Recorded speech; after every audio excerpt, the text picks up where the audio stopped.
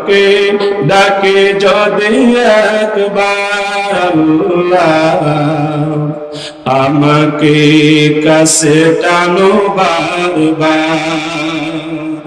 তোমাকে ডাকে যদি একবার আল্লাহ, আমাকে কাছে টানো বারবার।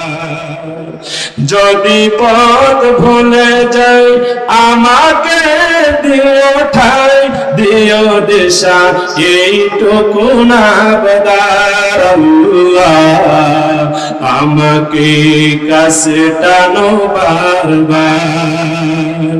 তোমাকে ডাকি যদি একবার আল্লাহ, আমাকে কাছে টানো বারবার।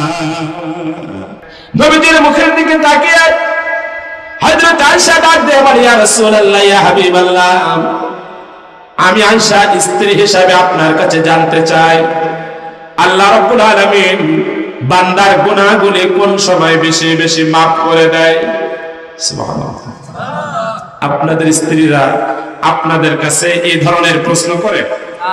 কার কার স্ত্রী স্বামীর কাছে এই ধরনের প্রশ্ন করে? একটু হাত উঁচু করে দেখান তো দেখি।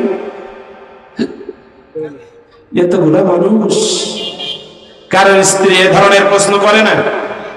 আমাদের দেশে অনেক স্ত্রী আছে স্বামীর কাছে প্রশ্ন করে, স্বামীর কাছে জানতে চায় আজকে টিভিতে ভারতের সিরিয়াল কয়টায় হবে যেন। এরকম মহিলা আপনাদের লালমনিরহাটে নেই, আমার সাক্ষীরা আছে। আমার মা বোনেরা কান খাড়া করে শোনো, তুমি আমার আয়েশা রাদিয়াল্লাহু তাআলা আনহা, তুমি স্বামীর কাছে জানতে চাও ভারতের সিরিয়াল কয়টায় হবে, আর আয়েশা রাদিয়াল্লাহু তাআলা আনহা নবীজির কাছে জানতে চায় আল্লাহ পাক বান্দার গুনাহগুলি কোন সময় বেশি বেশি maaf করে দেবে। মাগো তুমিও প্রশ্ন করো।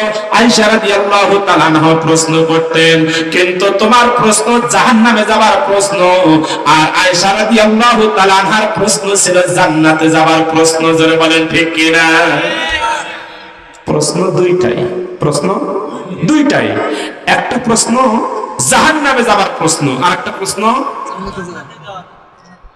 আল্লাহ রাসূল বলেন, আয়েশা রে, আল্লাহ রাব্বুল আলামিন বান্দার গুনাহগুলো সব সময় maaf করে দেয়, কিন্তু দুইটা জায়গায় আল্লাহ পাক বান্দার গুনাহ বেশি maaf করে। কয়টা কয়টা?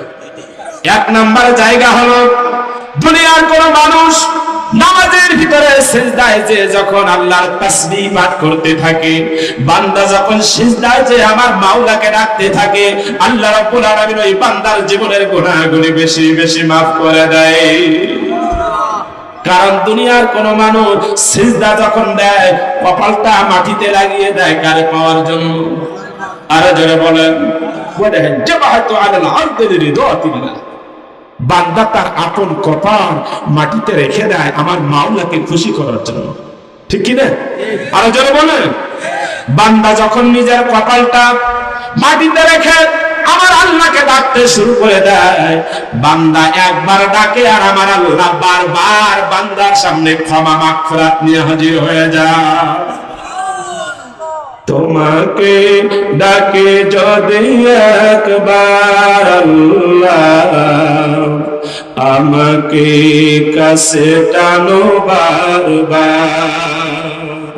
তোমাকে ডাকে যদি একবার আল্লাহ, আমাকে কাছে টানো বারবার। যদি পথ ভুলে যাই আমাকে দিও ঠাই, দিও দিশা এইটুকু না বেদার আল্লাহ, আমাকে কাছে টানো বারবার।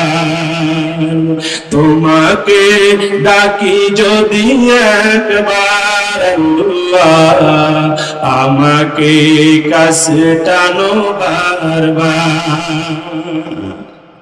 বান্দা যদি আল্লাহকে একবার ডাকে, আল্লাহ পাক বারবার বান্দার সামনে ক্ষমা আর মাগফিরাত নিয়ে হাজির হয়ে যায়। এজন্য হাদিস শরীফের মধ্যে এসেছে মুহাম্মদ সাল্লাল্লাহু আলাইহি ওয়াসাল্লাম নামাজের ভিতরে সবচেয়ে বেশি দোয়া করতেন সিজদায় যে। কোন জায়গায়? সিজদায়। আরো যারা বলেন। অথচ আমাদের দেশের ইমাম সাহেবেরা মুসল্লিদেরকে নিয়ে 3 বারের জায়গায় যদি 5 বার পড়ে সুবহানা রাব্বিয়াল আ'লা, 3 বারের জায়গায় যদি 5 বার পড়ে, দেখবেন অনেক মুসল্লি আছে পিছন থেকে আছে না নাই? এই যারা বলেন আছে না নাই? মুসল্লি ইমামরে সিগন্যাল দেয়, যেরকম কি করে সিগন্যাল দেয়। কোন মুসল্লি যদি ইমামরে সিগন্যাল দেয়, মুসল্লির নামাজ হইব? আল্লাহ রাসূল বলে আয়েশার 2 নাম্বার জায়গা হলো দুনিয়ার কোন মানুষ যখন আরামকে হারাম মনে করে, আমার মাওলাকে পাওয়ার জন্য কোরআনে কারীমের ময়দানে বসে কোরআনে কারীমের আলোচনা শুনতে থাকে, আল্লাহ রাব্বুল আলামিন কোরআন শোনা বান্দার জীবনের গুনাহগুলি বেশি বেশি মাফ করে দেয়। পৃথিবীতে এমন কোন বক্তব্য নাই যে বক্তব্য শুনলে গুনাহ মাফ হয়, কিন্তু কোরআনে কারীমের আলোচনা শুনলে গুনাহটা কে মাফ করে দেয়? আরো জোরে বলেন। কারণ কোরআনে কারীম পৃথিবীর ভিতরে সাধারণ কোন কিতাব নয়। কোরআন পৃথিবীতে সাধারণ কিতাব না, এ ঘোষণা আমার না, আল্লাহ। আরো জোরে বলেন কার? وهذا كتابنا أنزلناه مبارك فاتبعوه واتقوا لعلكم ترحمون.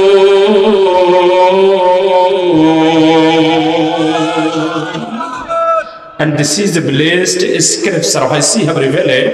So follow it and all of evil that you may find mercy. আল্লাহ পাক কোরআনুল কারীমের 8 নাম্বার পারা, কয় নাম্বার? 8 নাম্বার পারা, 7 নাম্বার রুকু, 6 নাম্বার সূরা, সূরা আনাম 155 নাম্বার আয়াত। কয় নাম্বার? আল্লাহ রাব্বুল আলামিন বলেন, হাবিব আমি রাব্বুল আলামিন তোমার কাছে যে কোরআনুল কারীম নামক কিতাব নাযিল করেছি, এই কোরআন আমি আল্লাহ সাধারণ কিতাব হিসেবে নাযিল করি নাই। ওয়া হাযা কিতাবুন আনজালনাহু মুবারাকুন, আমি আল্লাহ কোরআনকে মুবারাকপূর্ণ কিতাব হিসেবে নাযিল করেছি। ঘোষণা কার?